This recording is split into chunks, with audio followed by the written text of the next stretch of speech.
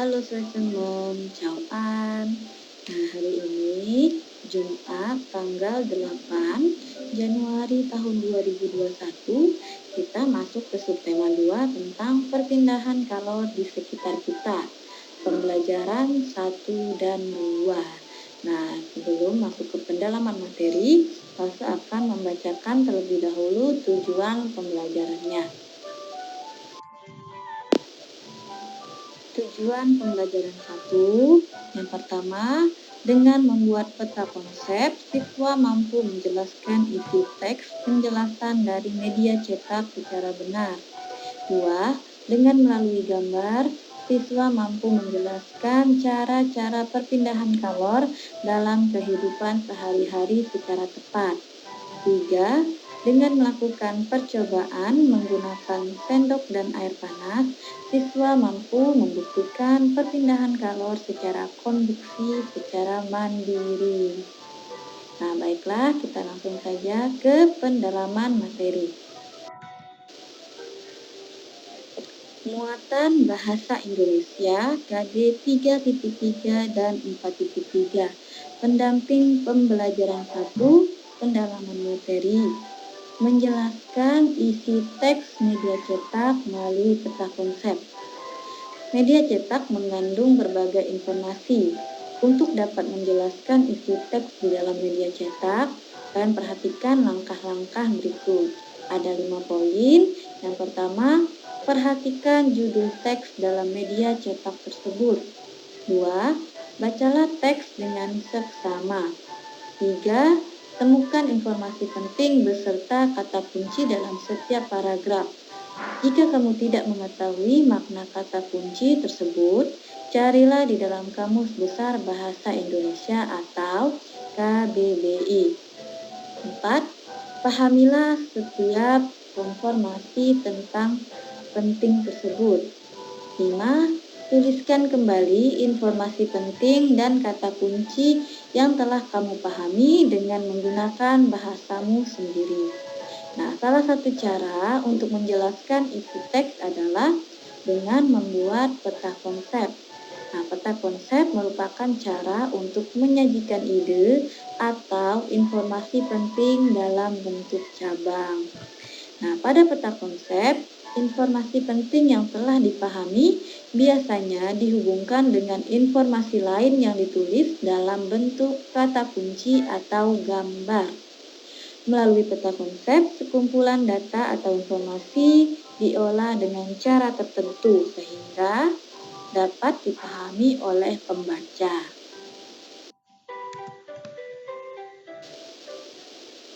Baiklah teman-teman, sekarang kita beralih ke Ayo Berlatih halaman 31 sampai 32. Nah, kalian bisa buka buku cetaknya halaman 31 dan 32. Ayo kerjakan tugas berikut. Bacalah teks media cetak berikut. Nah, Lase akan bacakan, kalian bisa simak dan kalian boleh juga baca sama-sama dengan Lase ya. Baiklah, Lase akan mulai memasak dengan teknik wood fire. Wood fire merupakan salah satu cara memasak makanan dalam tungku besar. Tungku besar tersebut terbuat dari batu bata merah yang di bagian dalamnya terdapat kayu bakar menyala. Kayu yang digunakan untuk pembakaran adalah kayu pohon rambutan yang sudah kering dan tidak bergetah. Hal tersebut dilakukan karena kayu pohon rambutan mudah diperoleh dan menghasilkan api yang stabil. Panas yang dihasilkan oleh teknik wood fire dapat membuat aroma makanan terasa lebih lezat. Oleh sebab itu, banyak koki internasional yang menggunakan wood fire sebagai teknik memasak andalannya. Menurut salah satu koki eksekutif internasional, Jacob Burrell, memasak dengan menggunakan teknik wood fire dapat menghasilkan aroma yang khas dan kematangan makanan yang pas. Hal itulah yang membuat masakan terasa lebih lezat. Contoh makanan yang dapat dimasak dengan teknik wood fire adalah pizza. makanan dari Italia. Selain pizza, teknik memasak menggunakan wood fire juga cocok untuk sayuran segar dan seafood. Sayuran yang dimasak menggunakan teknik wood fire akan terjaga nutrisinya dan menghasilkan tekstur yang lebih renyah.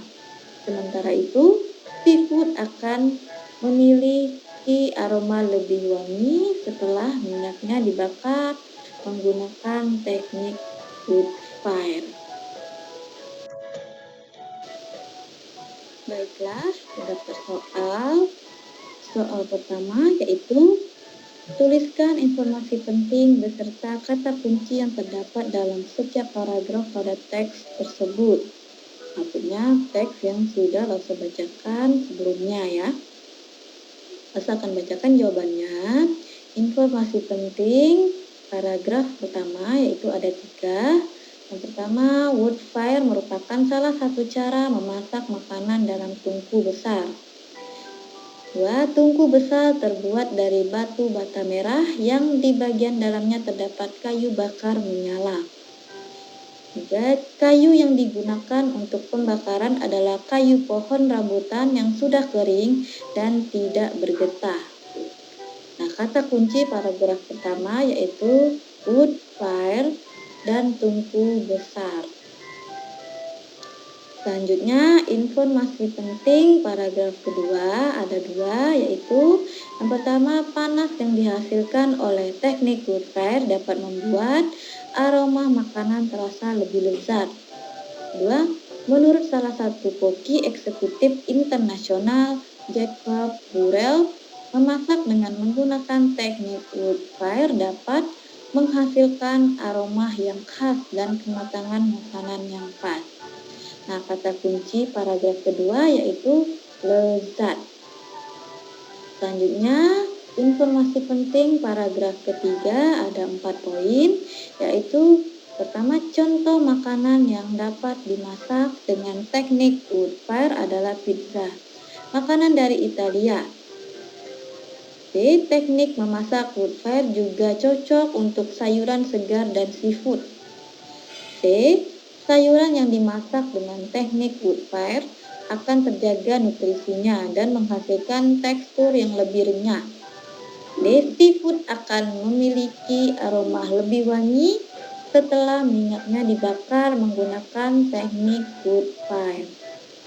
Nah, kata kunci dari paragraf ketiga yaitu ada pizza, sayuran, dan seafood. Nah, teman-teman, kalian boleh catat langsung jawabannya. Soal seperti biasa tidak usah ditulis ya.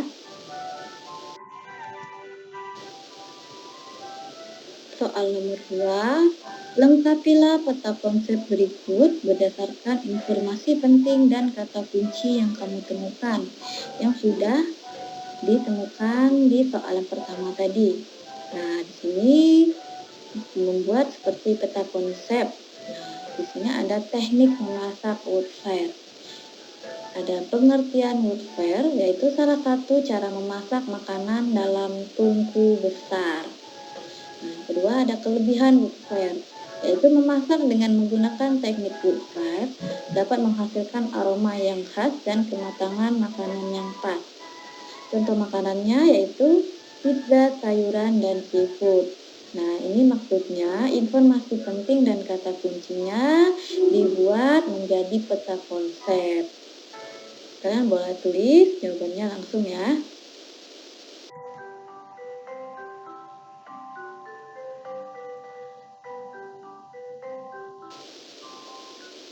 Baiklah, sekarang kita beralih ke muatan IPA KG 3.6 dan 4.6. Pendalaman materi, cara-cara perpindahan kalor dalam kehidupan sehari-hari. Kalor perpindahan dari benda yang memiliki suhu lebih tinggi ke benda dengan suhu lebih rendah, hingga tercapai keseimbangan suhu. Dengan demikian, perpindahan kalor terjadi pada benda-benda yang memiliki suhu berbeda agar suhunya menjadi sama. Cara perpindahan kalor dari satu benda ke benda lain tidak selalu sama. Ada 3 cara perpindahan kalor, yaitu konduksi, konveksi, dan radiasi. Nah, di sini ada yang pertama konduksi. Konduksi merupakan perpindahan kalor tanpa disertai perpindahan zat perantara. Nah, contohnya yaitu tangan memegang cangkir berisi teh hangat. Selanjutnya, knalpot menjadi panas setelah mesin sepeda motor dihidupkan lama. Terakhir ada tutup panci akan terasa panas saat panci digunakan untuk memasak. Nah, di sini ada contoh dari konduksi ya.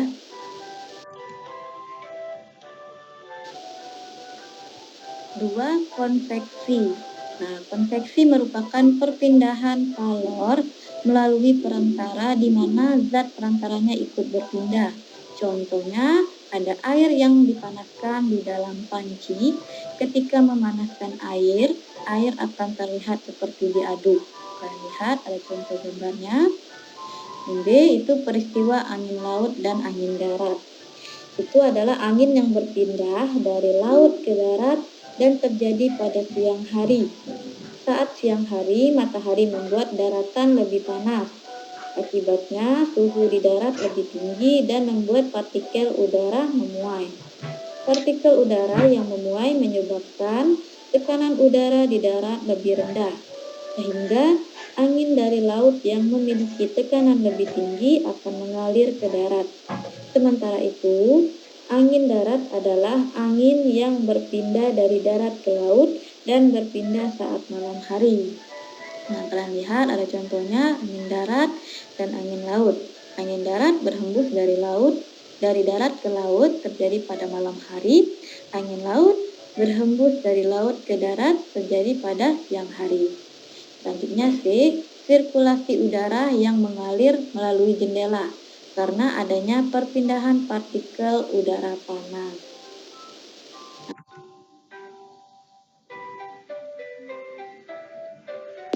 Nah, yang terakhir ada radiasi.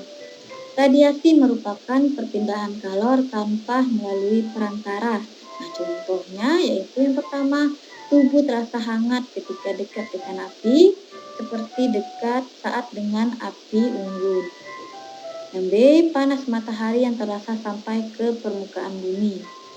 C, menghangatkan telur ayam atau bebek di bawah cahaya lampu. Nah, berikut ada contoh dari radiasi. Sekarang kita beralih ke Ayo Berlatih halaman 34. Dan melihat di cetaknya halaman 34, kerjakan soal-soal berikut. Soal yang pertama, Komang akan membuat teh manis hangat. Komang menggunakan sendok stainless steel untuk mengaduk gulanya.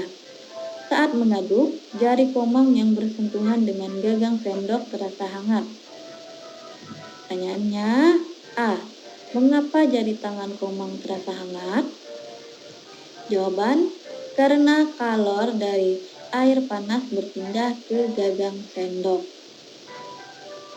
B. Apa nama cara perpindahan kalor yang dialami oleh Komang? Yaitu namanya konduksi. C. Tuliskan dua benda lain yang memiliki sifat yang sama seperti sendok stainless steel. Jawabannya ada cangkir dan tutup panci. 2.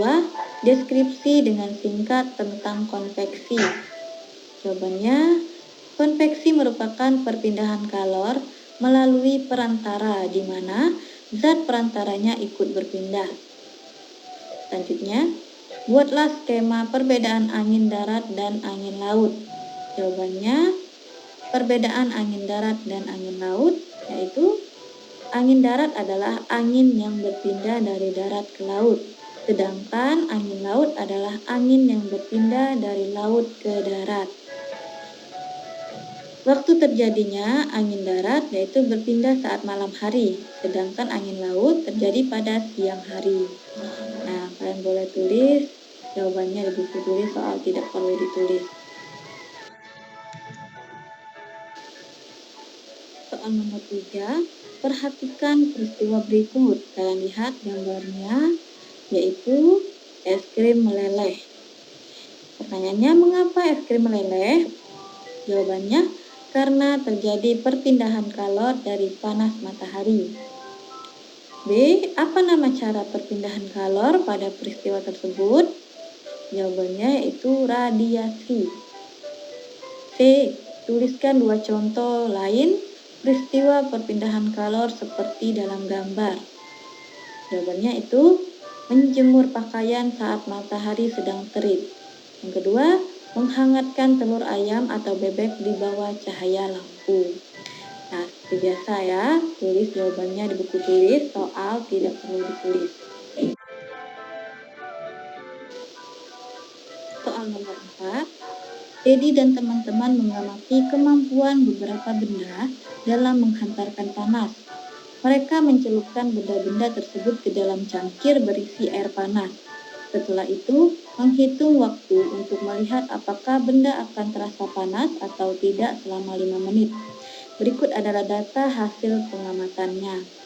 Nah, tabel kemampuan benda dalam menghantarkan panas. Ada benda, sendok aluminium, dan kawat tembaga. Terasa panas pada menit ke.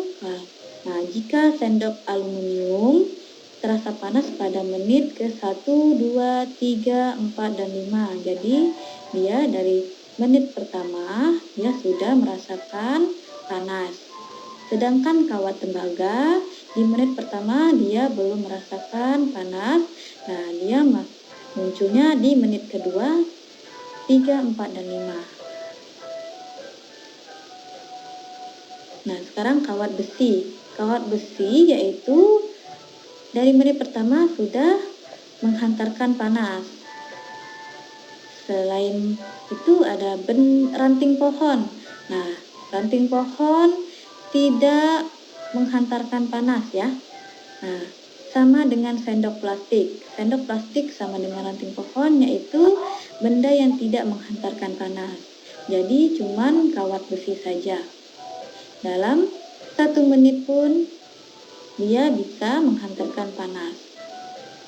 Selanjutnya, berdasarkan tabel tersebut, bantulah Dedi dan teman-temannya untuk menjawab pertanyaan berikut. A. Benda apakah yang paling cepat terasa panas? Jawabannya, sendok aluminium dan kawat besi. B. Benda apakah yang tidak terasa panas sampai akhir pengamatan? Ada ranting pohon dan sendok plastik. C. Apa nama cara perpindahan panas yang terjadi dalam percobaan tersebut? Yaitu jawabannya konduksi. D. Berdasarkan percobaan tersebut, apa kesimpulannya? Nah, kesimpulannya yaitu sendok aluminium dan kawat besi merupakan kedua benda yang mengalami perpindahan kalor, disertai perpindahan zat perantara.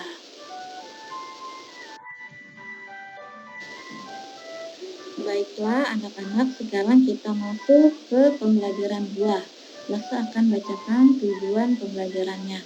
Yang pertama, dengan mengidentifikasikan hal-hal penting dari bacaan, siswa mampu menyajikan hasil kesimpulan isi teks penjelasan pada media cetak secara tulisan dengan tepat. 2. Dengan membuat peta konsep, siswa mampu menjelaskan cara perpindahan kalor secara percaya diri. 3. Dengan melakukan percobaan, siswa mampu menyelidiki tentang perpindahan panas secara konduksi dengan benar. 4. Dengan mengamati gambar pola lantai dalam tari, siswa mampu menjelaskan pengertian pola lantai dalam tari kreasi daerah secara tepat. Nah, langsung saja Lase akan membacakan pendalaman materi.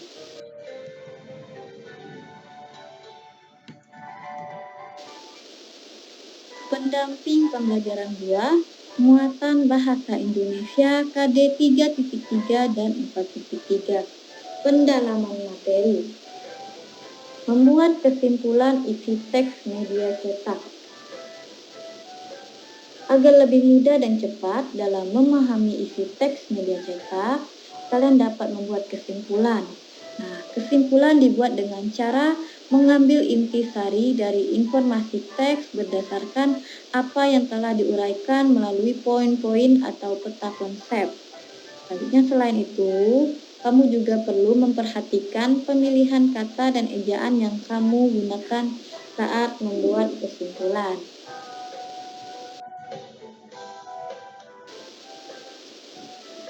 Baiklah, teman-teman. Sekarang kita beralih ke Ayo Berlatih, halaman 35 sampai 36. Kalian boleh lihat buku cetaknya.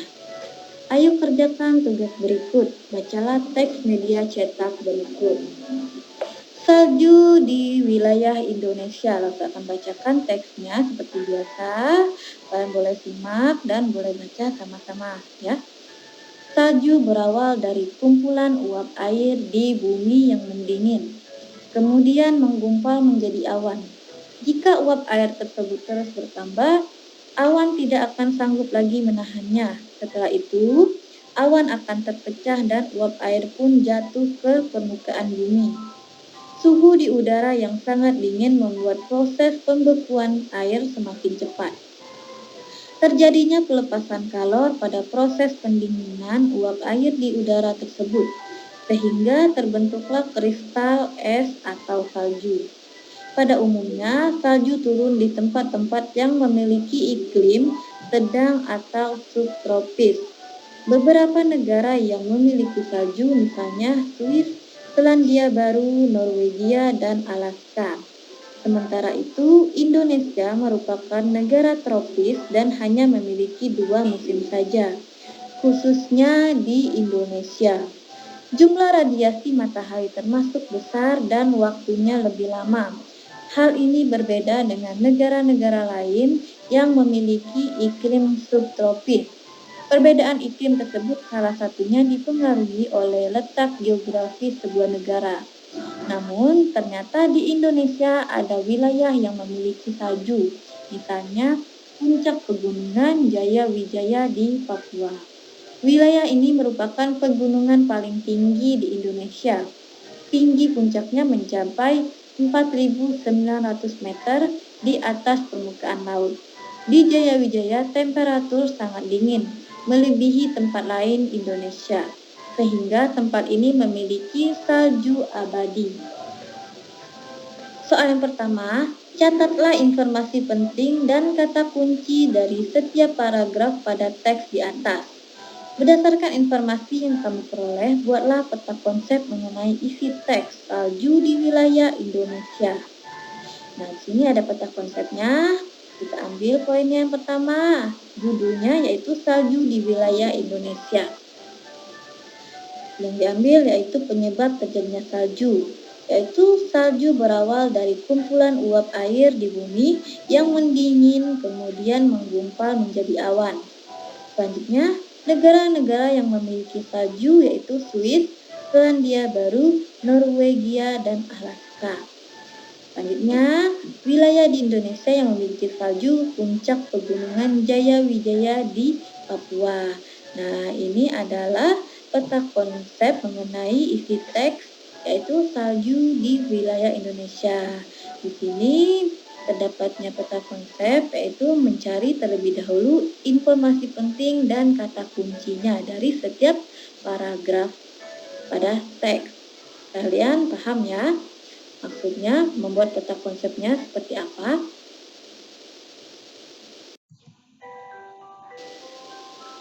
Soal nomor 2, tuliskan sebuah kesimpulan dari peta pikiran tersebut. Maksudnya dari peta pikiran atau peta konsep yang sudah dijelaskan di soal pertama tadi. Nah, kesimpulannya, salju berawal dari kumpulan uap di bumi yang mendingin, kemudian menggumpal menjadi awan. Terjadi pelepasan kalor pada proses pendinginan uap di udara, sehingga terbentuk kristal es atau salju. Negara-negara yang memiliki salju misalnya Swiss, Selandia Baru, Norwegia, dan Alaska. Wilayah di Indonesia memiliki salju misalnya puncak pegunungan Jaya Wijaya di Papua. Wilayah ini merupakan pegunungan paling tinggi di Indonesia. Di Jaya Wijaya, temperatur sangat dingin, melebihi tempat lain di Indonesia, sehingga tempat ini memiliki salju abadi.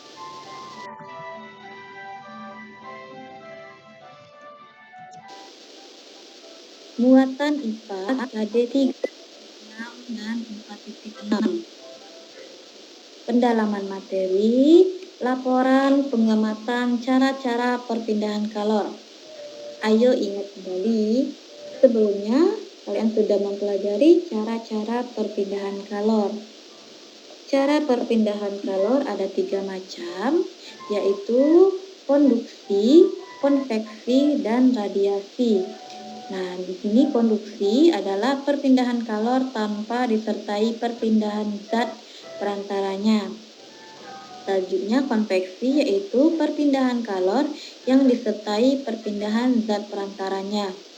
Sedangkan radiasi adalah perpindahan kalor tanpa melalui perantara. Nah, ketiga poin ini berbeda-beda ya perpindahan kalornya.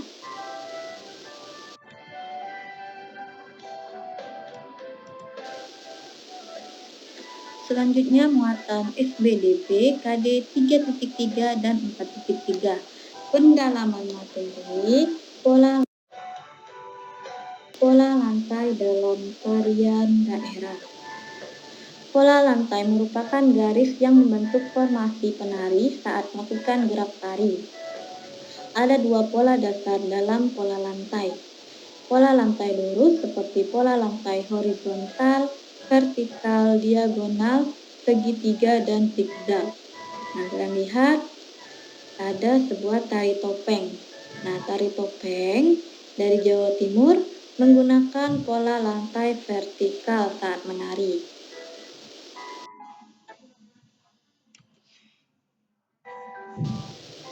Selanjutnya ada tari pendet. Tari pendet dari Bali menggunakan pola lantai diagonal saat menari. Ayo berlatih halaman 38. Kerjakan soal-soal berikut. Soal yang pertama, tuliskan nama tarian dan asal daerahnya sesuai gambar berikut.